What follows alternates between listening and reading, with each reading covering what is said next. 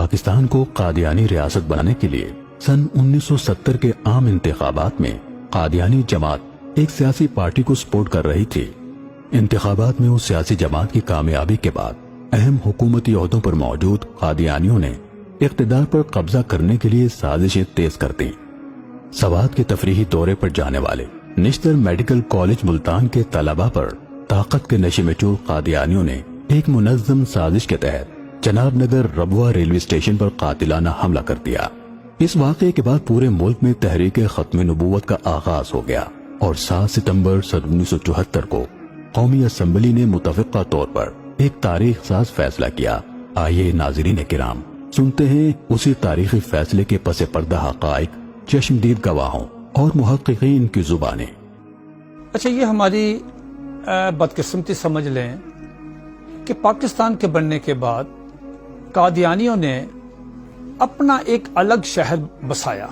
اب یہ شہر چونکہ وہ ایک تھوڑا سا بلندی پہ تھا، پہاڑوں پہ اس میں محفوظ تھا، تو انہوں نے قرآن مجید سے ایک لفظ لے کے نا کہ ربوہ، تو اس کا یہ کہا کہ جی ہمارے تو ربوہ کا جو نام ہے یہ تو قرآن مجید میں وہاں درج ہے۔ تو یہ ایک ریاست کے اندر ریاست تھی۔ آپ حیران ہوں گے اس شہر میں کوئی آدمی، کوئی مسلمان اس شہر کے اندر داخل نہیں ہو سکتا تھا 1974 سے پہلے۔ اگر کوئی داخل ہو گیا، یہ آن ریکارڈ ہے، اس کی ابھی تک لاش بھی نہیں ملی۔ اسی بنا پہ وہ ربوہ ریلوے اسٹیشن پہ معمول تھا ان کا کہ وہ ہر آنے جانے والی گاڑی کو میں اپنے مذہب کا لٹریچر تقسیم کرتے تھے۔ یہ جو ہمارے نشتر میڈیکل کالج کے طلبہ جو سیر کرنے کے لیے ملتان نشتر میڈیکل کالج سے یہ پشاور گئے، گاڑی رکی، قادیانیوں نے حسب معمول وہ لٹریچر تقسیم کیا۔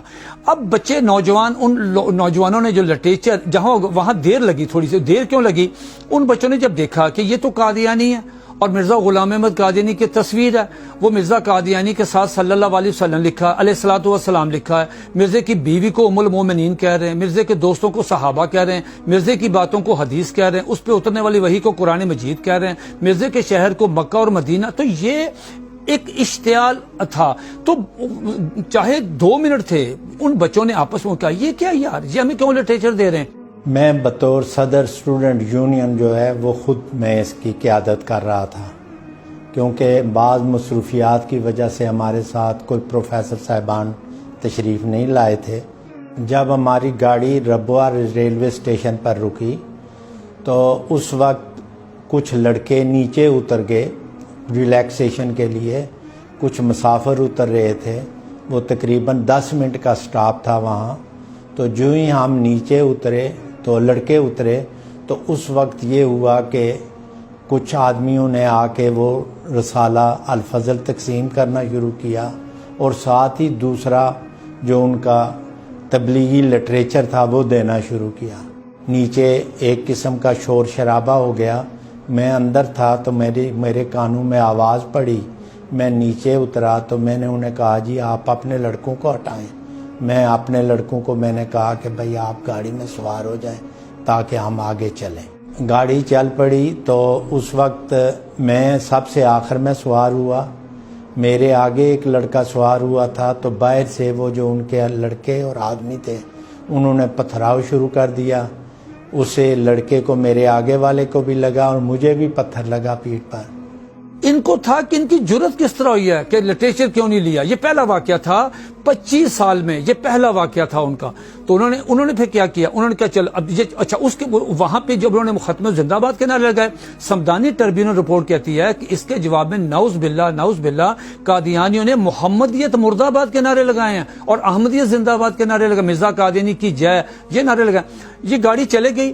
تو میں آپ کو یہ بات بتاؤں، یہ مصدقہ بات ہے، یہ بات بھی سمدانی ٹربیونل رپورٹ میں لکھی ہے کہ جب وہ گاڑی واپس آئی ہے، اس گاڑی کا چونکہ ایک بوگی ان بچوں کی مخصوص تھی، اس گاڑی کا سٹاپ نہیں تھا، وہاں ربوہ کا سٹاپ نہیں تھا، اس گاڑی نے وہاں سے گزر جانا تھا جیسے چھوٹے اسٹیشن سے گزر جاتی ہے، آنے والا سٹاپ تھا، جانے کا سٹاپ نہیں تھا۔ یہ ریکارڈ کی بات ہے سمدانی ٹربیونل رپورٹ میں کہ کیوں روکی گاڑی۔ یہ سگنل ہی نہیں دیا، اس کا ڈاؤن کا سگنل نہیں دیا، رائٹ کے بھی آپ جا سکتے ہیں، کلیئرنس نہیں دی اسٹیشن ماسٹر نے۔ جب ہم اس دورے سے واپس آ رہے تھے تو ہمیں واپسی پر کوئی اس قسم کا گمان نہیں تھا کہ اس قسم کی کوئی حرکت وہاں ہوگی، کیونکہ جب ہمارے ساتھ جاتے ہوئے جو واقعہ ہوا تھا وہ معمولی نوعیت کا تھا۔ جب ہم پہنچے اپنا ربوہ تو پیچھے سے ہی ٹرین جو ہی سلو ہوئی کھڑے ہونے کے لیے، تو اس وقت بہت سارے لڑکے جو تھے وہ ٹرین کی طرف بھاگتے ہوئے آنا شروع ہو گئے، لڑکے، نوجوان، ان کے دوسرے آدمی۔ اس کے بعد تماش بین بھی بہت سے تھے۔ جن لوگوں نے ہم پر حملہ کیا وہ تقریباً 400-500 لوگ تھے، لیکن ان کا بہت بڑا مجمع، اور آپ کو پتہ ہے ربوہ میں اس وقت انہوں نے ایک اسے بند شہر قرار دیا ہوا تھا، باہر سے کوئی آدمی وہاں رہ نہیں سکتا تھا جو مرضی نہ ہو، تو اس کی وجہ سے ہو کر بہت بڑا مجمع ان کا جو تھا نا وہ اکٹھا ہو گیا ہوا تھا، جو کچھ دیکھنے کے لیے یا وہ مطلب یہ ہے کہ ان کی حوصلہ افزائی کرنے کے لیے یا جس طرح بھی کہیں وہ موجود تھے۔ یہ کافی لوگ تھے، لیکن 400-500 جو تھے وہ ایکٹیو رول ادا کر رہے تھے، جو لڑکوں کو پیٹ بھی رہے تھے، انہیں نیچے بھی پھینک رہے تھے، ان کا سامان بھی پھینک رہے تھے، اور جو بھی ان سے ہو سکتا تھا وہ کر رہے تھے۔ جس چیزوں سے انہوں نے ہم پر حملہ کیا ان میں زیادہ تر چھوٹے ڈنڈے، ہتھوڑیاں، یا مطلب یہ ہے کہ آئینی مکے، اور اس کے بعد چین وغیرہ، جو ایک چھوٹے سے سرکل میں ہتھیار استعمال ہو سکتے تھے وہ کیے۔ لیکن جس وقت وہ ایک لڑکوں نے مجھے بتایا کہ جس وقت وہ بوگی کے اندر اپنے آپ کو بند کر کے بیٹھ گئے تو انہوں نے یہ کہا کہ کھولو ورنہ ہم فائر کرنے لگے۔ میں کیونکہ بوگی کے اندر ہی بیٹھا ہوا تھا، میرے ساتھ میرے ایک دوسرے طالب علم تھے، ڈاکٹر رفت باجوہ، وہ بیمار تھے، انہیں بخار تھا بہت شدید قسم کا، اور وہ برف پہ اوپر لیٹے ہوئے تھے، تو انہوں نے غصے ساتھ ہی پہلے ان کو گھسیٹا نیچے، ان کو مارنا شروع کیا۔ اس کے بعد مجھے کہتے ہیں کہ وہ تمہارا جو ہے نا کون ہے، لیڈر کون ہے؟ میں نے کہا کیا کرنا ہے تم نے؟ انہوں نے کہا بس تم بتاؤ کون ہے۔ میں نے کہا میں خود ہوں۔ جب میں نے یہ کہا تو ایک وہ مگا جو تھا اس کو ایک نے میرے سر پہ مارا، دوسرے نے پیچھے سے پتہ نہیں ڈنڈا تھا یا تھوڑی تھی وہ میرے سر پہ ماری، میں بے ہوش ہو کر گر پڑا نیچے۔ اس کے بعد وہ جو ڈاکٹر رفت باجوہ تھے انہیں بھی مارنے لگے، تو انہوں نے کہا یار میں بخار میں ہوں، مجھے دیکھو بخار کتنا شدید ہے، میں تو بیٹھا ہوا۔ انہوں نے اسی طرح مارا، وہ بھی تقریباً بے ہوش ہو کر نیچے گر پڑے، اور وہ بڑے اطمینان سے اپنی کارروائی کرتے رہے۔ کوئی ریلوے پولیس یا کوئی دوسرا کوئی ہماری مدد کو آیا ہو، کوئی نہیں آیا۔ جب تک انہوں نے اپنا مشن مکمل نہیں کیا اس وقت تک ہم ان کے رحم و کرم پر تھے۔ جب ٹرین چل پڑی تو پھر یہ ہے کہ ریلوے والوں نے اپنے طور پر فیصلہ آباد انفارم کیا کہ بھائی بات یہ ہے کہ یہ لڑکے اس طرح ان پر حملہ ہو گیا ہے، زخمی ہیں، تو وہاں آپ جو ہے ارینجمنٹ کر لیں ان کو فرسٹ ایڈ وغیرہ کا، بلکہ اگر یہ رکھنا بھی چاہیں تب زخمی ہیں لڑکے، بہت خون بہہ رہا ہے ان سے، اور سب کی حالت ٹھیک نہیں ہے۔ اچھا یہ دیکھیں، جب یہ سارا تشدد ہوا ان بچوں پہ تو ظاہر ہے انہوں نے اپنا سارا جو آپریشن کرنا تھا ان قادیانیوں نے وہ کر لیا۔ اتنا تشدد کرنے کے بعد کوئی ان کی مرہم پٹی، کوئی ان کو پانی نہیں، کوئی سی نے داد رسی نہیں کی۔ وہ 1 گھنٹے کا جتنا بھی سفر تھا وہ چناب نگر سے ربوہ سے، پرانا نام ربوہ، تو ربوہ سے وہ بچے جو ہیں بوگی میں، تو وہ اس سے پہلے ان کو اطلاع ہو چکی تھی فیصل آباد میں۔ وہاں پہ ہمارے حضرت مولانا تاج محمود رحمۃ اللہ علیہ جو ریلوے اسٹیشن کے خطیب بھی تھے، وہ خطیب ان کو بڑے مجاہد، ان کو پتہ چلا، وہ علماء کرام کو لے کے شہر میں اعلان ہو گیا، تو ایک کافی لوگوں کی تعداد ریلوے اسٹیشن پہ۔ اس کے بعد یہ ہوا کہ پورے پاکستان کی دینی اور سیاسی تمام مسالک کے کوئی تفریق نہیں، نہ سیاسی جماعتوں میں نہ مسالک میں، سب مسالک کے علماء کرام اکابرین رہنما وہ اکٹھے ہوئے، اور اس سلسلے میں انہوں نے کہا جی کہ ہم ایک لائحہ عمل تیار کریں۔ جتنے مسلمانوں کے فرقے تھے، قومیتیں تھیں، ہر ایک جا گیا، چاہے وہ سرکاری ملازم تھا، چاہے وہ کوئی عام دکاندار تھا، چاہے کوئی فوجی تھا، چاہے کوئی پولیس والا تھا، وہ سارے جا کے۔ دوسرا کہ سارے فرقے مسلمانوں کے وہ اس موضوع پر ایک ہو گئے تھے۔ مجھے یاد ہے کہ جب وہ 7 میں اس سے بادشاہی مسجد میں ایک بڑی ختم نبوت کانفرنس ہوئی تھی، تو ہر مکتبہ فکر کے لوگ اس میں موجود تھے، جو ان کی چوٹی کی قیادت تھی وہ وہاں موجود، نوابزادہ نصر اللہ موجود تھے، وہاں مفتی محمود موجود تھے، وہاں مولانا مودودی موجود تھے، وہاں جو ہے وہ جتنے مطلب یہ ہے کہ وہ غلام غوث ہزاروی صاحب موجود تھے۔ تو اس پہ فیصلہ یہ ہوا تحریک چلانے کا۔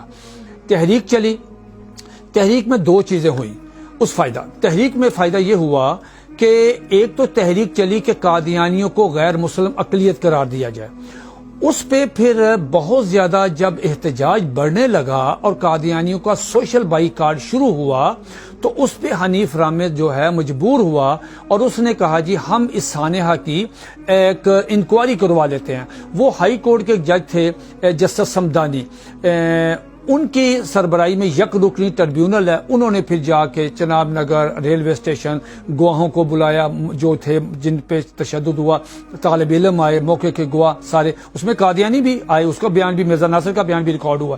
اس کے بعد دوسرا کام یہ ہوا، ہمارے جو سیاسی قائدین تھے انہوں نے یہ کیا کہ انہوں نے آئینی طریقہ اپنایا، اس میں بزرگوں کے تمام سیاسی لیڈروں کی مشاورت سے حضرت مولانا شاہ احمد نورانی صدیقی رحمۃ اللہ علیہ نے قومی اسمبلی میں قرارداد پیش کی کہ قادیانیوں کو غیر مسلم اقلیت قرار دیا جائے۔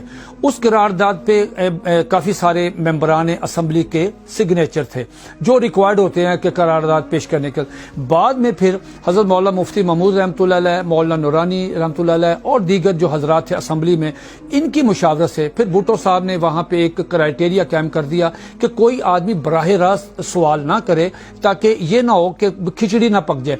اس کو پھر اٹارنی جنرل یہ بختیار صاحب نے جو ہے وہ پلیٹ کیا اور وہی سوال کرتے تھے۔ پوری قومی اسمبلی جو تھی اس کو کمیٹی کی شکل دے دی کہ جو کوئی یہاں سیشن میں ہوگا وہ آپ کے سامنے، پھر آپ نے فیصلہ کرنا ہے کہ بھئی قادیانیوں کے متعلق جو بھی فیصلہ کرے گی وہ پوری قومی اسمبلی کرے گی۔ سوال یہ ہے کیا ریاست کو حق ہے کہ وہ کسی کو غیر مسلم قرار دے؟ میری گزارش یہ ہے کہ سب سے پہلے مسلمہ کذاب کو، طلحہ کو اور سجاح کو غیر مسلم قرار دے کر اس کے خلاف فیصلے کا اعلان صدیق اکبر نے کیا تھا، جو ہماری ریاست کے پہلے سربراہ تھے۔ وہ ریاستی فیصلہ تھا، ریاستی فوجیں گئی تھی، ریاست کا اعلان تھا۔ اسلامی ریاست جس کی بنیاد اسلام پر ہے، اسی کا حق ہے کہ وہ کسی کو کافر قرار دے۔ بھٹو صاحب نے یہاں پہ ایک تھوڑا سا یہ کیا، انہوں نے ہمارے بزرگوں کو اعتماد میں لیا، اپنے چیمبر میں بلایا اور ان سے کہا کہ دیکھیں یہ ہم ایک 90 سالہ مسئلہ حل کر رہے ہیں۔ تو بھٹو صاحب نے کہا کیا یہ ایسا ممکن ہے کہ ہم قادیانی جماعت کو، جنہوں نے خود درخواست بھی ہمیں کی ہے اس قرارداد پہ، تو کیا ہم ان کو بلا لیں، ان کا موقف سن لیں کہ وہ کیا کہتے ہیں؟ تو انہوں نے کہا جی ضرور بلائیں تاکہ ہم دیکھ لیں ان کو، مطلب کہ وہ کیا کہتے ہیں۔ تو چنانچہ حکومت نے باضابطہ طور پر ان کو دعوت دی اور وہ آگے۔ اچھا وہ بڑی تیاری کے ساتھ آئے، پوری ٹیم تھی، اور اس ٹیم میں آپ نام سنیں آپ حیران ہو جائیں گے کہ اتنا ان کے اپنے وہ جو مربی اور لرنرڈ وہ سمجھتے تھے ہم بڑے بڑے لرنرڈ آدمی ہیں۔ تو مرزا ناصر جو ہے یہ جب قومی اسمبلی میں انٹر ہوا اس کو بلایا گیا کہ اپنا موقف آپ پیش کریں، لہٰذا اندر پھر ایک ڈیبیٹ ہوئی، 13 دن کی بحث ہوئی۔ اٹارنی جنرل نے ان سے جو سوالات کیے کسی ایک سوال کا جواب بھی وہ تسلی بخش نہیں دے سکے۔ 3200-3300 صفحے کی یہ رپورٹ جو ہے، چونکہ وہ جو اسمبلی کی کارروائی تھی یہ اس کو کنفیڈینشیل رکھا گیا۔ قادیانیوں کا کہنا یہ ہے کہ کارروائی کو خفیہ کیوں رکھا گیا؟ اس کی وجہ یہ ہے کہ ایک تو اسمبلی کی مرضی ہوتی ہے کون سی کارروائی ان کیمرہ ہو، کون سی آن کیمرہ ہو، اسمبلی کو وہ مسئلہ دیکھتے ہیں۔ اور ایک وجہ سمجھ میں آتی ہے کہ اس وقت ملک میں جو جذباتی فضا تھی، اگر وہ بس پبلک کے سامنے آ جاتی تو شاید قادیانی غیر محفوظ ہو جاتے اور اشتعال بڑھتا۔ قادیانیوں کو محفوظ رکھنے کے لیے پبلک کے اشتعال سے اس کارروائی کو خفیہ رکھا گیا تاکہ پرامن طریقے سے بس تکمیل تک پہنچے اور ملک میں کوئی نیا جھگڑا کھڑا نہ ہو۔ سوال یہ ہے کہ یک طرفہ کارروائی تھی۔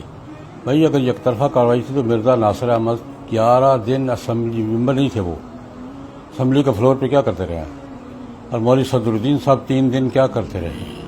قادیانیوں کے سربراہ مرزا ناصر احمد اور لاہوریوں کے سربراہ مولوی صدر الدین اسمبلی کا ممبر نہ ہونے کے باوجود اسمبلی کے اجلاس میں شریک رہے ہیں اور پوری بحث میں شریک رہے. یہ کیا کرتے رہے ہیں بھائی؟ ان کا موقف سن کر سوال جواب کر کے پورا ایوان مطمئن ہو کر 14 دن بحث ہوتی رہی ہے. اس کے بعد فیصلہ ہوا. اس کو یک طرفہ کیسے کہا جا سکتا ہے؟